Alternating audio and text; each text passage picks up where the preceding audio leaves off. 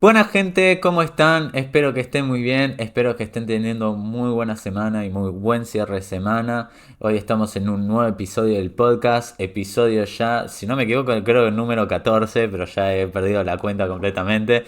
Y el día de hoy tenemos un invitado muy especial, tenemos a Gonzalo Pozo, Gonzi. Gonzi, ¿cómo estás? Buena, Facu, todo bien, muchas gracias por la invitación. No, muchas gracias a vos por venir. Si querés para empezar bien el podcast y para la gente, querés introducirte, quién es Gonza y explicarnos un poco de quién sos, qué haces y demás. Dale, bueno, yo soy Gonzi, soy de Quilmes, Buenos Aires, Argentina, tengo 30 años, trabajo hace más o menos unos 10 en lo que es el mundo de frontend. eh, y actualmente estoy trabajando en Vercel como Senior Solution Engineer y bueno, nada, haciendo que la web sea un poquito más rápida cada día. ¿Querés empezar por ahí como primera pregunta que te quería hacer? Es, bueno, la típica, ¿no? ¿Qué es lo que te mandó a este mundo de la programación y el desarrollo web, y desarrollo frontend para ser específico? Bien, sí, yo desde chico hice webs, pero como muy sencillo, o sea, HTML, CSS, sin prácticamente nada JavaScript. Nunca había metido la interactividad de las webs que hacía. Empecé, creo que mi primera web fue a eso, a los 13, 14 años. Y después empecé a estudiar, cuando terminé el colegio, a los 17 como eh, diseño multimedial en DaVinci, que es un terciario acá en Buenos Aires. Y dentro de las carreras que tenían, para que sea una idea, es como que la carrera de diseño multimedial es algo así como la de diseño gráfico, pero con más aristas. O sea, tenés 3D, tenés guión, tenés web, tenés algo de programación, tenés varias cosas más. Con un Y mix. una, sí, tiene como un mix. Es como que te presentan varias cosas para que vos después elijas qué path es el que quieres seguir. Y a mí me mostraron, o sea, varias de las materias que tuve en ese momento fue relacionado a ActionScript 3, más conocido capaz como Flash en su momento. Y bueno, fue mi primer acercamiento un poquito más real a lo que era la programación, o sea, a la interactividad. Que para mí en su momento Flash tenía muchísimo de el típico front-end developer, porque es algo que es muy interactivo, pero que nos permite usar código para poder interactuar con esa interactividad, animación, etcétera. Y bueno, en su momento también se usaba un poco para web y estaba bastante bueno. Y la sintaxis de ActionScript 3 es muy parecida a la sintaxis de JavaScript o TypeScript, mejor dicho. Y bueno, nada, fueron mis inicios ahí. Me gustaba hacer aplicaciones con mapas y en su momento estaba la API de Google Maps en ActionScript. Y la deprecaron y la pasaron a JavaScript, así que medio que por eso migré al ecosistema JavaScript. Y también me iba a ayudar un poco a complementar esas páginas que hacían HTML, CSS. Y bueno, así medio que fue mis inicios en la web. Tengo entendido que empezaste ahí, hiciste un mini proyecto ahí de un mapa interactivo, si nos querés contar un poco del proyecto y cómo fue. Sí, eso fue un par de años después de haber empezado en web, pero tampoco tanto. Yo había hecho, a ver, un poco de contexto. Había armado, teníamos una reunión con el intendente de Quilmes, la ciudad donde vivo yo, en el club donde yo crecí, donde fue toda mi vida. Era una reunión que iba a tener el barrio con el intendente para hablar de problemas que había. Dentro de esos problemas, tipo, no sé, inseguridad, eh, luminarias que se habían roto, cosas así. Y a mí se me había ocurrido hacer una aplicación como para que los vecinos puedan marcar en un mapa donde los problemas que ellos tenían, por ejemplo, si a mí se me había cortado, se me había roto el foquito de la luz de la calle, yo podía ir, marcarlo ahí. Entonces después había como una herramienta para poder darle a la gente de la municipalidad los problemas de los vecinos que estaban ahí. Fue una aplicación muy sencilla, la hice en 2, 3 horas y no andaba muy bien. Cuestión de que fui a esa reunión, llevé la compu, los vecinos se pusieron a marcar un montón de puntos, como que estaban bastante emocionados con la tool. Entonces después la modifiqué un poco para que la gente pueda acceder online, o sea, que puedan entrar y marcar los puntos y no es que tenga que estar mi computadora ahí para hacerlo. Y cuando lo hice, la verdad tuvo como muchísima repercusión. Creo que marcaron algo en 1200 puntos, una cosa así, en 24 horas, que era bastante. Y tuvo algo de repercusión mediática, salió en el diario, en la tele, en la radio. Y fue como mi primer proyecto grande o mi primer proyecto con repercusión. Y también fue una de las primeras aplicaciones web que hice. O sea, todo lo que había hecho previo a eso era como landings, webs con un poquito de interactividad, pero nada que tenga un nivel de interactividad bastante importante a nivel de aplicación. Claro, generalmente la mayoría de nosotros empezamos con un to-do list o alguno por el estilo y claro, vos saltaste directamente a hacer un mapa, pero está bueno eso porque al fin y al cabo agarrás una problemática y la solucionás con algo lo que ya sabes hacer y demás. Sí, Eh, no era una aplicación que tenga una complejidad muy grande. O sea, era algo muy sencillo como un mapa, un select de qué es lo que querías marcar, vos tocabas y podías poner una descripción, guardabas y el resto de las personas cuando entraban podían ver esos puntos. O sea, no era algo muy complejo. Lo que sí pasó es que ese mapa evolucionó un poco porque después aparecieron un par de personas que me contactaron que me dijeron, che, mira, el mapa me encanta, me encantaría tener algo similar, pero para mis usos. Eh, y bueno, por ejemplo, me contactaron de cuarteles de bomberos, donde necesitaban marcar los diferentes puntos donde había hidrantes en la ciudad, para que cuando había un incendio puedan mandar al camión a conectarse directamente ahí. Me contactaron, por ejemplo, de policía local de Quilmes, hicimos un mapa para hacer un censo de los diferentes delitos no reportados, o sea, esos delitos que pasan pero que la gente no denuncia, claro. como para tener una métrica un poco más orientado. Y también sirvió para impulsar dos proyectos de ley que se aprobaron. Uno fue la ley de protección a clubes de barrio, donde el mapa se usó para censar clubes que no estaban declarados, sino que estaban funcionando no como clubes clandestinos, sino como básicamente clubes no declarados, y no estaban pudiendo recibir subsidios de luz, agua, gas, etcétera. Entonces, con el censo se pudieron regularizar y pudieron obtener los subsidios, y también para una ley de subsidios para podcast y radios online, No, donde mira. se hizo algo muy similar, donde se censaron y el Estado Nacional da subsidios a, por ejemplo, radios específicas AM, FM, etcétera, para equipamiento y otras cosas. Y se hizo básicamente lo mismo para todos estas modalidades online y pueden aplicar para recibir subsidios. Y las dos leyes se aprobaron hasta donde recuerdo. Bien, perfecto. O sea, como es re loco pensar eso, ¿no? De tipo de un mini proyecto, de algo que solucionaba una pequeña problemática de mi barrio, llegó a esparcirse a solucionar tantos problemas Sí, creció un montón. en ese sentido.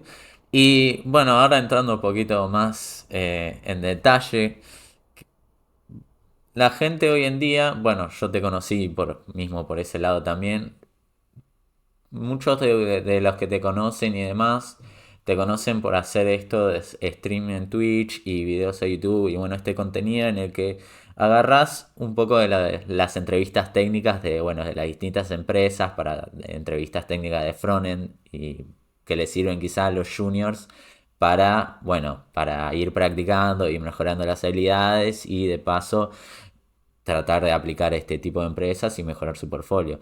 ¿Querés hablar un poco más sobre eso? ¿Cómo surgió bien la idea? Eh, ¿cómo, cómo fue en ese sentido? Soy muy curioso por ese lado. Sí, la verdad, yo siempre me gustó practicar y hacer cosas. En un inicio mis streams no tenían día y horario, era simplemente tipo tenía ganas de prender y prendía y me ponía a hacer algunas cosas. Dentro de esas cosas había ejercicios algorítmicos, pequeñas aplicaciones y a veces era como medio difícil pensar qué tipo de aplicación vamos a hacer hoy. Y bueno, muchos de los ejercicios que las empresas toman básicamente es hacer aplicaciones.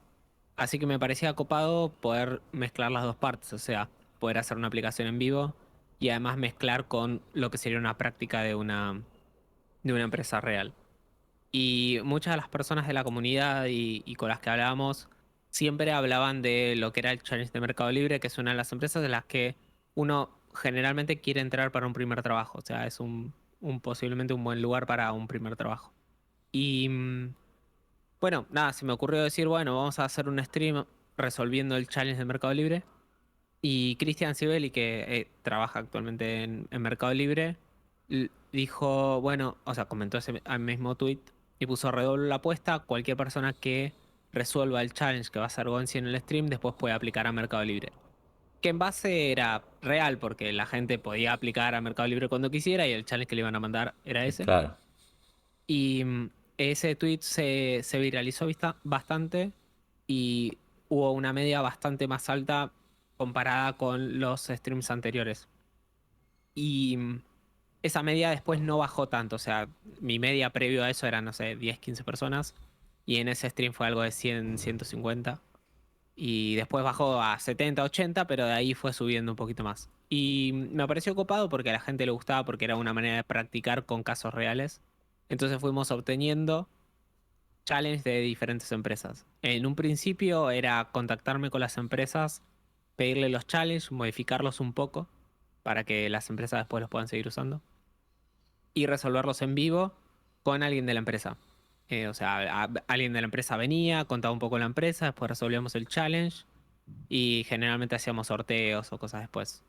Después hubo modificaciones de eso donde capaz el challenge lo presentábamos una semana antes, la gente lo hacía, después venía alguien de la empresa, contaba, revisábamos los challenges que habían hecho las personas y después lo resolvíamos. Y como nada, todo eso era mucho laburo, después directamente nos pusimos a robar challenges de empresas, que implica mucho menos burocracia que andar contactándose con las empresas.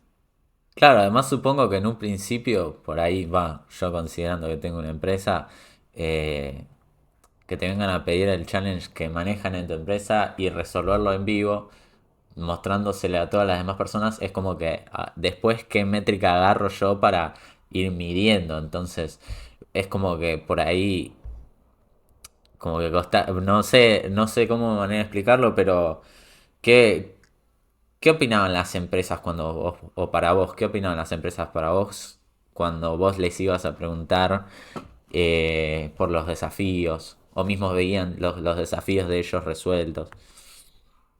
Pasan varias cosas. La primera es que muchas empresas no tenían un challenge y el challenge lo terminaba haciendo yo. Y después la empresa lo empezó a usar. Después había muchas empresas que tenían miedo de no poder usar el challenge después, porque dicen, bueno, si lo resolvieron en vivo, después la gente puede simplemente copiarse y hacerlo. La realidad es que nunca solemos resolver el challenge completo porque los challenges están pensados para 2 3 días y nosotros tenemos 1 o 2 horas de stream. Bueno, Entonces lo que hago es agarrar cosas específicas. Generalmente las cosas más importantes del challenge no las resolvemos. Ejemplo, el challenge de Mercado Libre es algo así como hacer la vista de listado de cuando vos buscas un producto. O sea, entras, página de Mercado Libre vacía, tenés un search box, buscas algo ahí y te muestra un listado de productos. Ese es básicamente el challenge de Mercado Libre. Y una de las partes más importantes del challenge es que te piden hacer server-side rendering.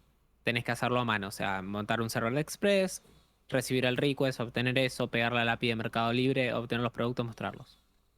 Y lo tenés que hacer a mano. Y nosotros en el challenge, cuando lo resolvimos, usamos Next, que básicamente hace el server-side rendering automáticamente. O sí. sea, esa parte que es súper importante para ellos para evaluar, nosotros no lo hacemos, sino que hacemos la parte sencilla que es obtener los datos usando un framework y presentarlos en una UI de una manera rápida. Entonces, la gente, si quiere, puede hacer el challenge completo, hacerlo como Mercado Libre quiere, pero puede ver más o menos un sneak peek tipo de qué sería resolverlo con nosotros. Em, y la otra parte que para mí es la parte más importante para que las empresas entiendan es que los challenges no sirven para medir a una persona qué es lo que hace. O sea, yo agarro y digo, tengo el challenge de Mercado Libre, que es esto que yo recién te cuento. Yo lo puedo poner público, la gente lo puede hacer y lo puede hacer excelente, pero eso no implica que vos estés listo para trabajar en la empresa.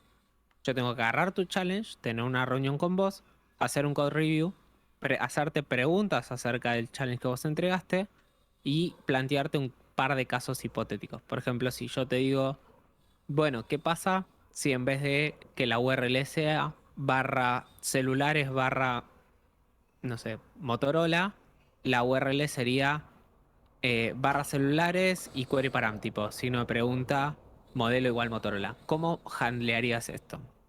¿Cómo harías si, además del listado, tenés que tocar uno de estos productos? y te tiene que llevar una ruta nueva donde te muestra un listado. ¿Cómo lo manejarías? ¿Qué harías si cuando entras a esta ruta la búsqueda no arroja resultados o el producto no existe? ¿Dónde lo handlerías? ¿De qué manera? ¿Qué mostrarías en la UI? ¿Cómo mostrarías la UI mientras vos estás haciendo una búsqueda? O sea, todas esas preguntas que vos le podés hacer de manera improvisada, basado en ver el código de la persona, es lo que definitivamente va a definir si vos vas o no vas a contratar a esa persona.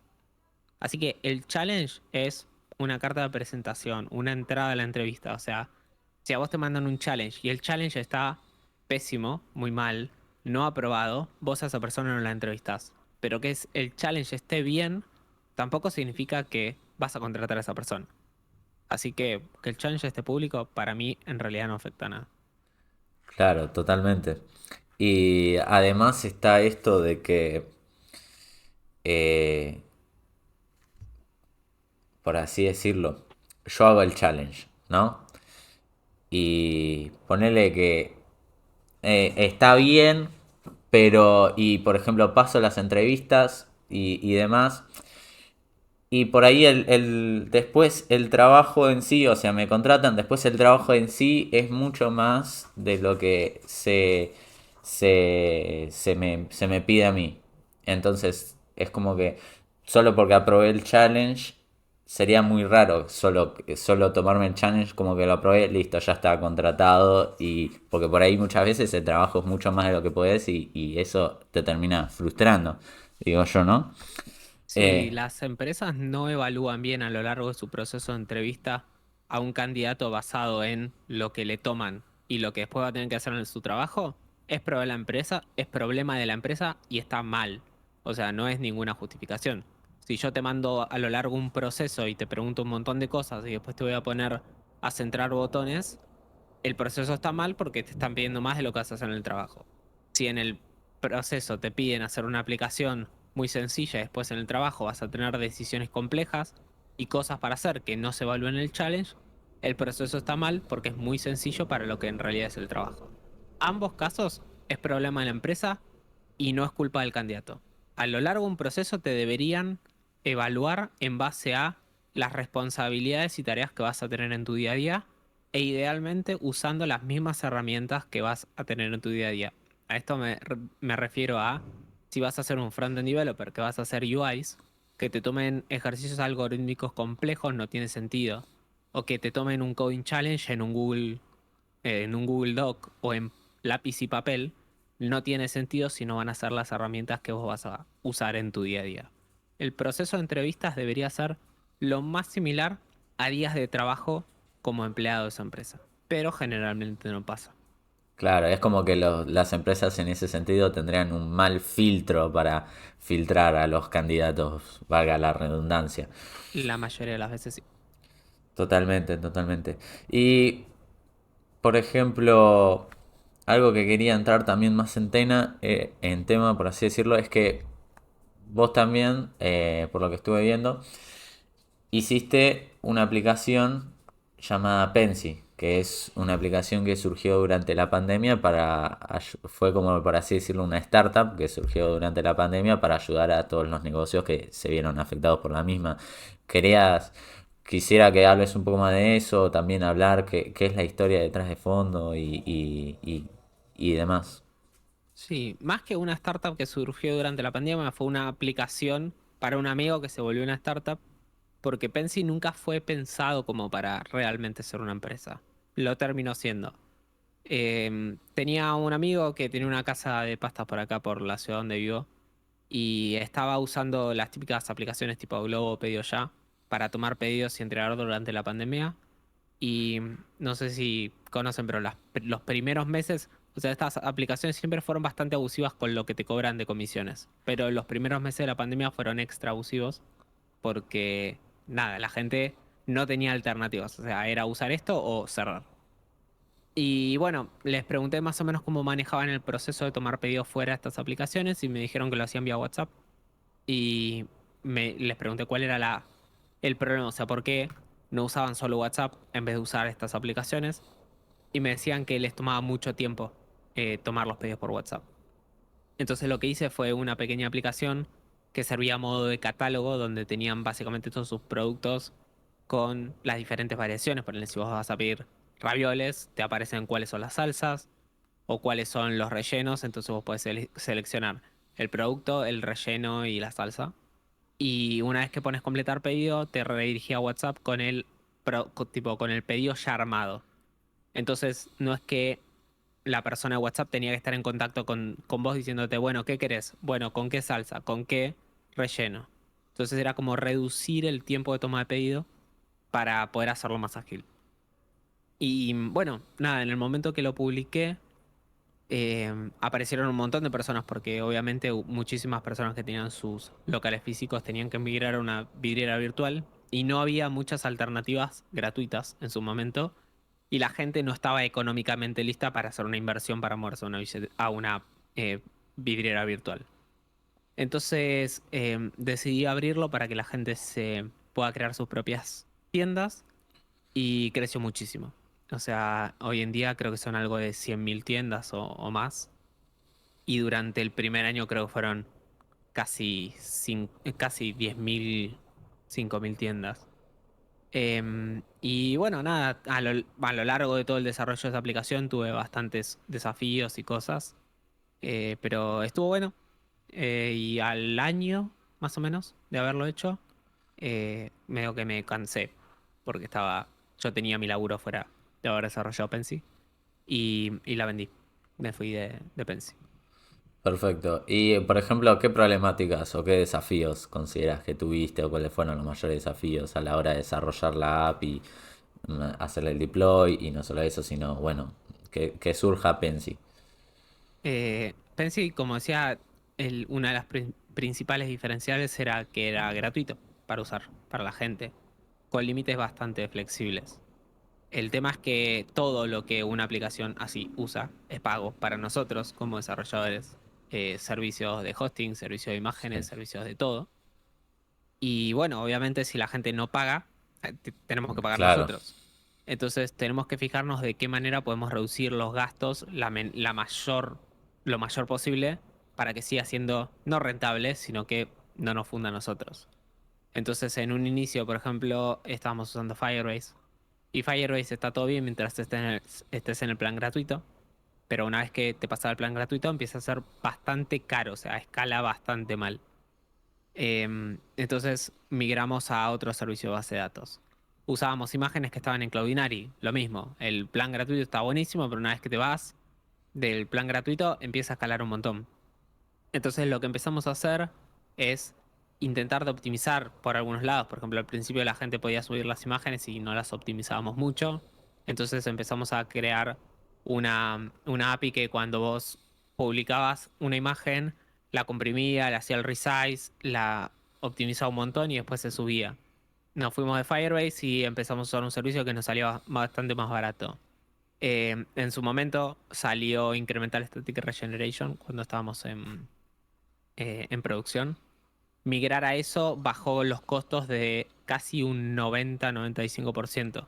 Y ahí pusimos la limitación de que las tiendas gratuitas tenían la actualización una vez por día y las tiendas pagas la tenían en tiempo real. Entonces eso nos permitió poner o implementar el plan pago y con el casi 1 o 2% de las tiendas pagas podíamos subsanar los costos de las tiendas gratuitas.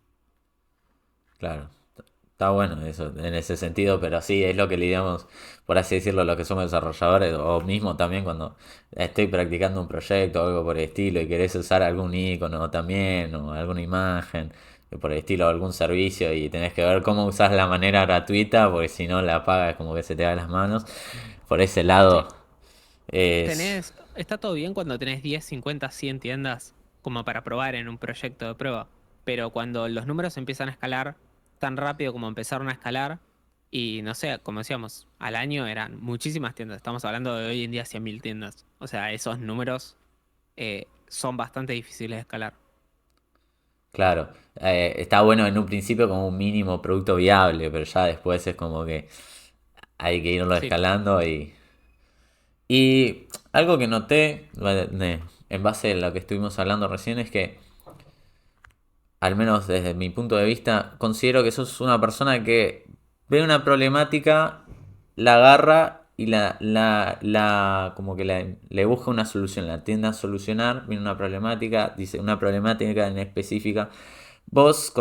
¿Cómo considerás esto vos? ¿Vos lo ves que esto es del lado del pensamiento o programación o fue siempre algo parte de tu persona o cómo lo ves vos? No, la gente piensa que preparo las cosas mucho más de lo que la preparo. Como digo, lo de Pensi fue, mi amigo tenía este problema, yo estaba aburrido en casa, hice una aplicación y eventualmente parecía útil para otras personas, lo abrimos y ya.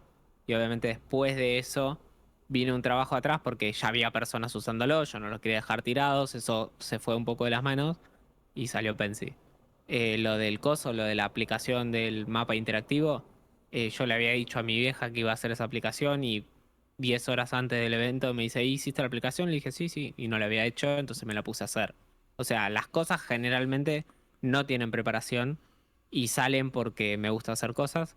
Lo que sí hago, suelo programar bastante rápido. O sea, digo, bueno, quiero hacer tal cosa y la hago bastante rápido. Entonces, eso capaz me permite como llevar las ideas a algo físico bastante rápido. A la acción, por así decirlo, por Mm. supuesto, obvio.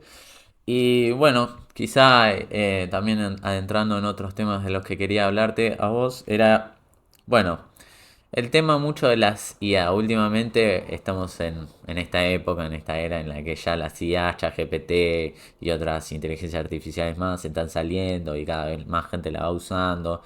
Hoy mismo yo he hablado anteriormente de esto, de que algunos trabajos tarde o temprano es como que pueden llegar a ser automatizados o en cierta medida como que ciertas responsabilidades de esos trabajos pueden ser limitados a solo hacerse con inteligencias artificiales.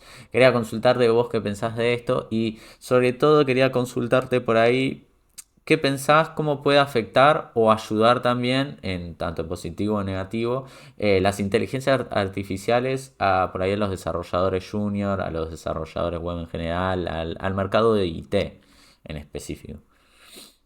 Sí, la verdad no lo veo para nada como algo que nos pueda realmente preocupar. O sea, estamos en una era dorada del tooling y de las herramientas de productividad y las inteligencias artificiales son muy buenas en resumir cosas para nosotros y en darnos cosas para poder trabajar más rápido. Yo uso Copilot hace bastante tiempo y la verdad lo que me ayuda es buenísimo, pero no me reemplaza. O Claro, sea, yo tengo que hacer una función que para mí sería bastante difícil de hacer, por ejemplo, medir una distancia entre dos coordenadas, que habitualmente tendría que ir a Google, buscar, fijarme, evaluar de que lo que devuelve está bien. Y acá simplemente creo una función que sea medir distancia entre coordenadas y Copilot lo hace por mí. Y yo como programador obviamente tengo que ver el output de eso, revisar si es lo que yo quiero y modificarlo para mis necesidades. Las herramientas que nosotros estamos teniendo hoy en día gracias a inteligencia artificial son cosas que años atrás eran impensables y que hoy en día nos solucionan muchísimos problemas. Pero, por ejemplo, hay trabajos que podrían ser, tipo, reemplazables. Sí, obviamente, pero pasa con cualquier cosa con cualquier evolución de la tecnología, hay trabajos o cosas que se vuelven menos imprescindibles que antes. Entonces, no veo que sea el caos que la gente piensa. Y lo que sí me preocupa es que la gente piensa que todo el output de las inteligencias artificiales es como no verídico, sino como acertado.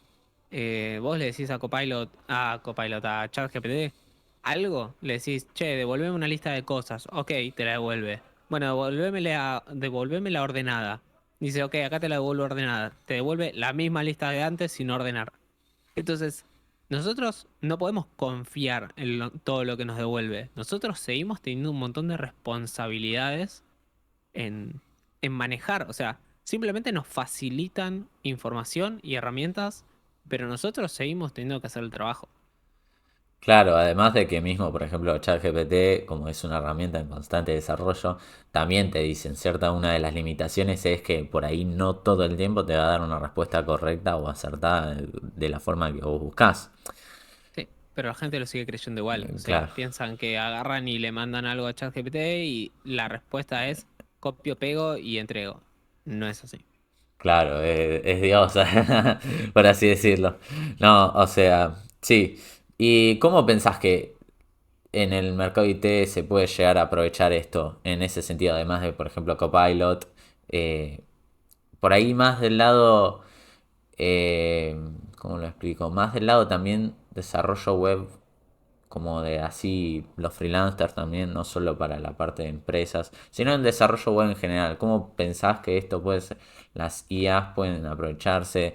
Mismo también vos hiciste, me acuerdo de un proyecto porque mismo ese que estoy viendo yo del chatbot, que la simulación de AI. ¿Cómo pensás que esto se puede aprovechar y que un junior hoy en día lo puede aprovechar para quizá, no sé, mandarse al mercado laboral IT o hacerse, hacerse freelancer o lo que sea? A mí me parece que, o sea, las aplicaciones que hay hoy en día de inteligencia artificial, como decía, tanto Copilot como ChatGPT, son herramientas que en su manera son muy buenas para la productividad nuestra. Después, obviamente hay diferentes aplicaciones, como por ejemplo, no sé, yo soy mal diseñador, entonces agarro, hago una UI media fea para mi aplicación y después puedo pedirle a alguna herramienta de inteligencia artificial, che, ¿cómo podría mejorar o hacer más lindo visualmente esto? Y pasarle la imagen de mi aplicación y fijarse qué nos sugiere o qué cambios podríamos hacer y ver si lo que nos devuelve es mejor o peor de lo que esperaba. Intentar hacer un proceso de brainstorming para mejorar nuestros productos. Pero sí, es simplemente pensar qué herramientas podemos lograr basadas en esa y qué herramientas van saliendo a lo largo del tiempo. Claro, totalmente, total. Y, por ejemplo, más centrando al tema de, por ahí, el mercado laboral junior. ¿Cómo ves vos el mercado laboral junior hoy en día?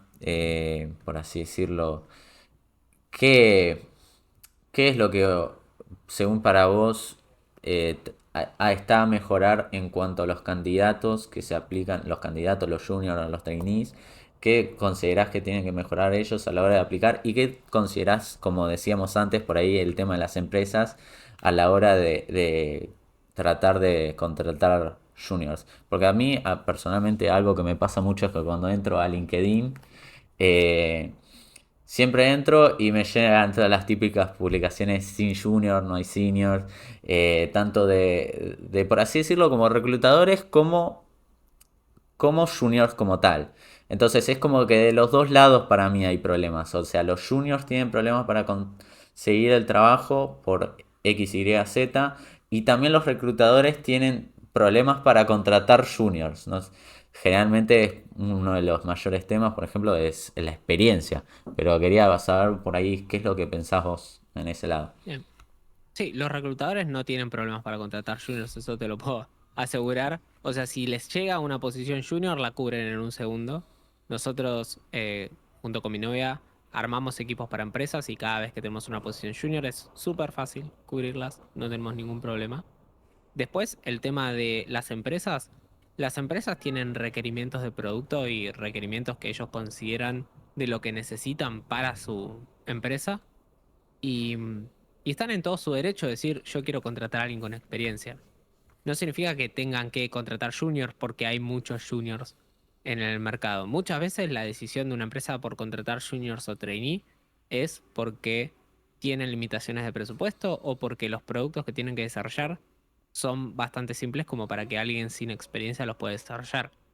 Pero imagínate que una empresa dice, yo quiero contratar juniors o trainees. Las empresas necesitan una infraestructura para poder cubrir eso. O sea, no es simplemente los contratos y los pongo a trabajar. Necesito contratarlos, capacitarlos, contenerlos, llevarlos a lo largo de un crecimiento durante la empresa. Y no todas las empresas tienen una infraestructura para hacer eso.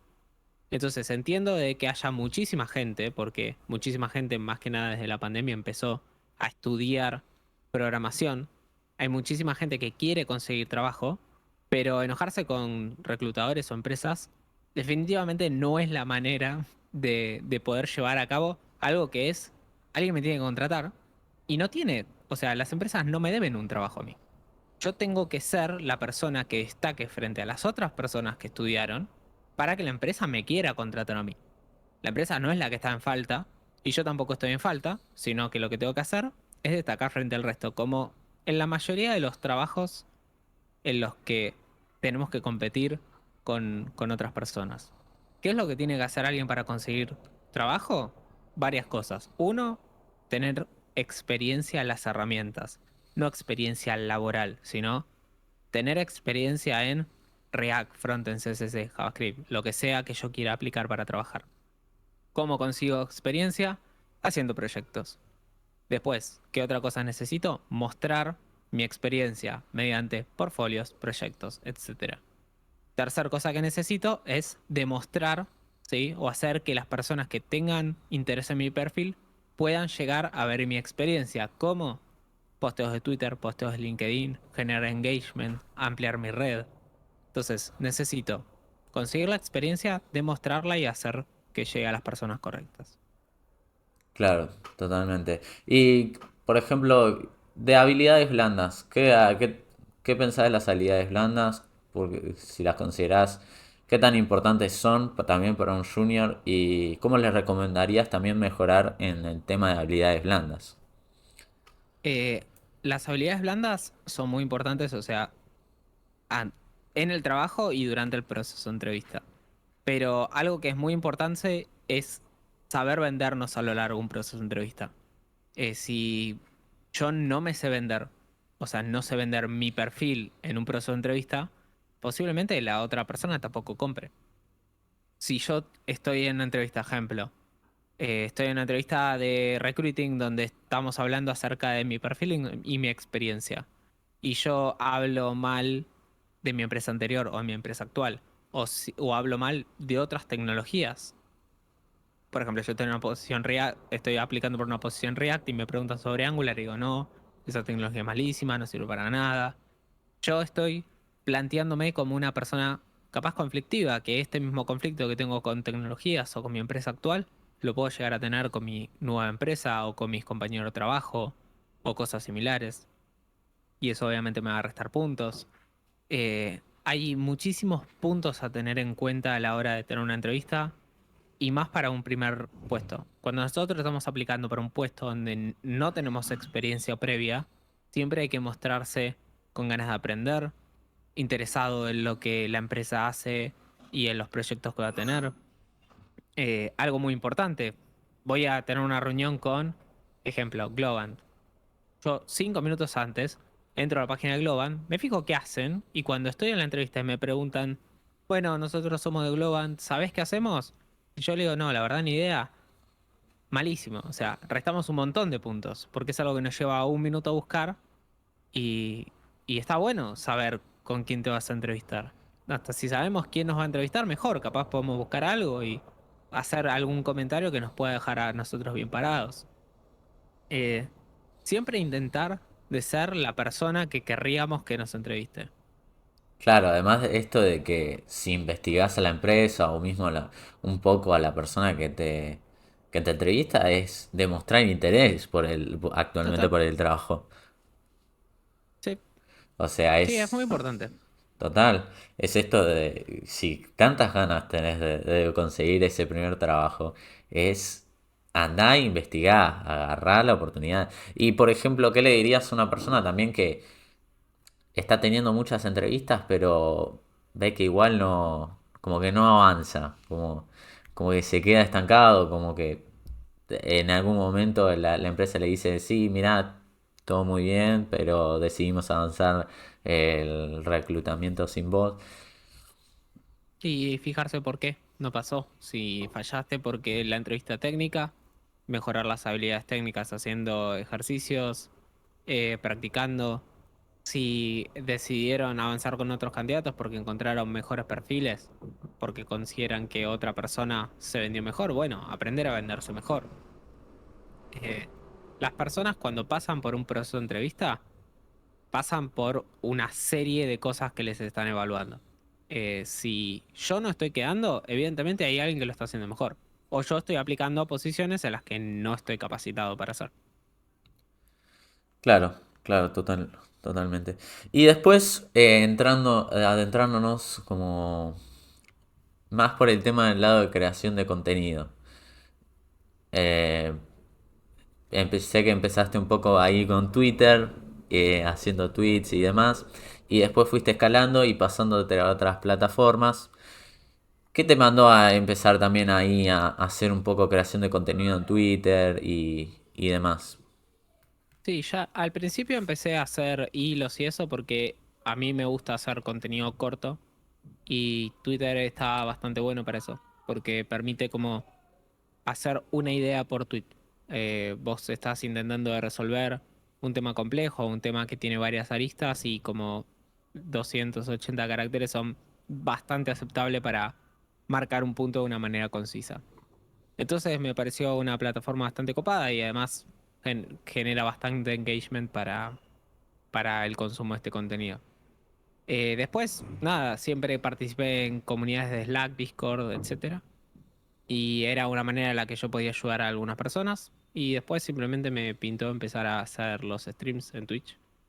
Y me creé mi propio Discord para anunciar cuándo iba a hacer los streams porque no tenía fechas ni horarios. Y ahí creé Discord. Y había muchas personas que decían, che, los horarios en los que vos streameás a mí no me quedan bien para verlos vivos. Podrías subirlos a algún lado. Entonces simplemente exporto el video de Twitch y lo subo a YouTube.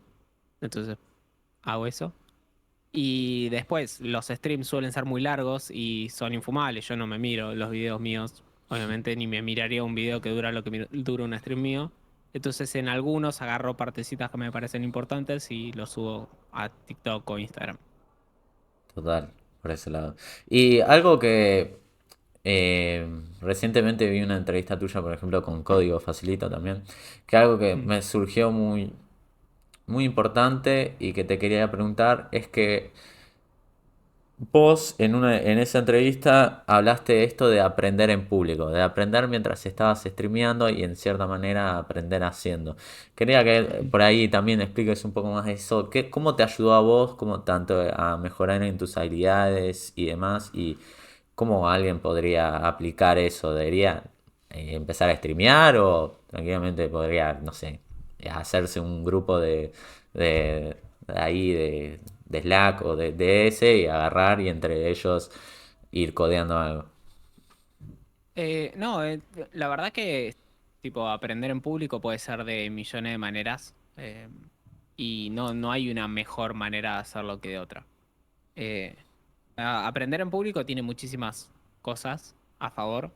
Una es que tenés un montón de personas en el chat que te pueden ayudar a los problemas que estás teniendo. Otra es ejercitar esto del patito de goma donde vos hablás en voz alta contando tus problemas y a vos mismo te vas resolviendo basado en pensar lo que estás diciendo. También es documentar el aprendizaje que estás haciendo a lo largo del tiempo y poder ver meses atrás tus videos y decir, che, mirá en qué punto estaba un par de meses atrás y cómo progresé. O hacer algo y decir, che, ¿cómo era esto? Y poder ir a ver un video y decir, ah, mira, esto era así. Em, no hay muchos pasos para empezar a aprender. Hoy en día las herramientas de streaming son bastante amigables. Ejemplo, querés streamear en Twitch o querés streamear en YouTube, te bajás OBS, tenés un botón de conectar con tu cuenta, pones iniciar stream y ya está. O sea, no hay mucho más que eso. Después, obviamente, el tema es conseguir a la gente y siendo constante con días horarios, generalmente la media empieza a subir. Total, total.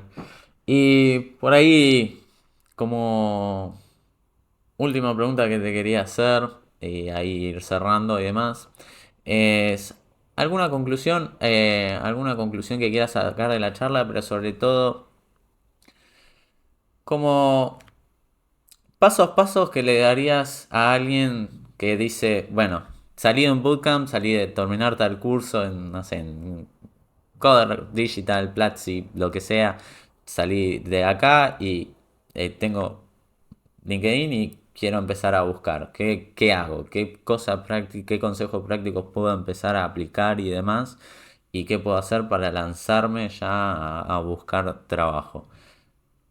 Hagan una aplicación por semana, postéenla en LinkedIn y nada más. Hagan su portfolio. O sea, hagan una aplicación por semana, la suben a su portfolio, la publican en LinkedIn y listo. Ese es. lo que le recomendé a la mayoría de la gente de la comunidad y le sirvió. Total. Eh, lo bueno es Y la a esa aplicación, gente, a la gente que tiene por ahí el síndrome del impostor, que decís, tiene miedo todavía como a animarse a mostrar su contenido y demás. ¿Algún consejo? que lo hagan igual. O sea, no es que van a superar el síndrome del impostor, siempre va a estar ahí y es algo con lo que viven, no es algo que superan. Así que si no lo hacen, van a seguir estancados ahí. No les estoy diciendo que agarren y se paren frente a 1500 personas a hablar. Hagan un proyecto en la comedia de su casa y después hagan una publicación en LinkedIn en la que digan, hice este proyecto con tal, tal y tal tecnología, estoy en la búsqueda de laburo, publico en los LinkedIn y si lo pueden compartir en algún lado para que genere más engagement, genial. Pero nada más. Perfecto. Bueno, Gonzi, un placer tenerte acá, un honor. Muchas gracias por Nada, haber venido y haberte copado a hacer esta nada, entrevista. gracias por la invitación. Y bueno, gente, por el día de hoy ya terminamos. Espero que les haya gustado esta entrevista, espero que les haya servido y a todos los juniors que quieran aplicar algún trabajo, espero que les haya servido estos consejos. Y nos estamos viendo, gente. Como siempre, bienvenidos una vez más al Club de la Disciplina. Chau, chau.